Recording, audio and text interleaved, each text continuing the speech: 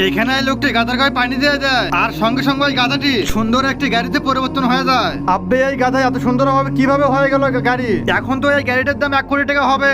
আর এখন আমি বুঝতে পারছি সবকিছু এই জাদুর পানির কারণে হয়ে গেছে। এখন গিয়ে তাড়াতাড়ি করে এই গাড়িটি বিক্রি করে দেই, বাজারে গিয়ে আসি। আজকে তো আমি কোটিপতি হয়ে যাবো। আমার বন্ধুত্ব গাধা গাড়ি হয়ে গেল। আরে ভাই তোর গাধা তো গাড়ি হয়ে গেছে।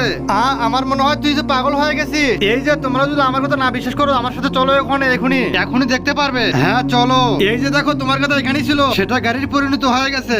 আব্বে এই শালারা আবার কোথা থেকে আসলো? ভাইজান আমার গাধা গাড়ি হয়ে গেছে, সেই জন্য এই গাড়িটা আমি এখন আমার। হারামখোর তোরা কি পাগল হয়েছিস? গাধা কবে থেকে গাড়ি হতে শুরু করলো? এক্ষুনি তোরা রাস্তা থেকে সরে যা, তোদের নামে কিন্তু আমি মামলা করে দেবো। এই কথা বলে সে গাড়ি নিয়ে চলে যায় ওখান থেকে। মনে মনে সে বলতে থাকে আবার যদি গাধা হয়ে যায় এই গাড়িটা, এটি তাহলে বড় সমস্যা হয়ে যাবে। তাহলে কম দামে আমি পাগল থেকে বিক্রি করে দেয় গাড়িটা। এই যে ভাইজান শুনুন, আমি একটু সমস্যায় পড়েছি, সেজন্য 1 কোটি টাকার গাড়ি 3 লক্ষ টাকা আমি বিক্রি করবো, কম টাকাতে বিক্রি করে দেবো। তার আগে দেখবো কে কে শতান করে আল্লাহকে ভালোবাসে। যারা যারা আল্লাহকে ভালোবাসে তারা এই ভিডিওতে লাইক দিয়ে চ্যানেলটিকে সাবস্ক্রাইব করে দিও। আর যারা শতানকে ভালোবাসে তাদের কোনো কিচ্ছু করার দরকার নেই। তারপর গাছের মালিক লোভে পরে ওই গাড়িটি কিনে নেয় টাকা দিয়ে।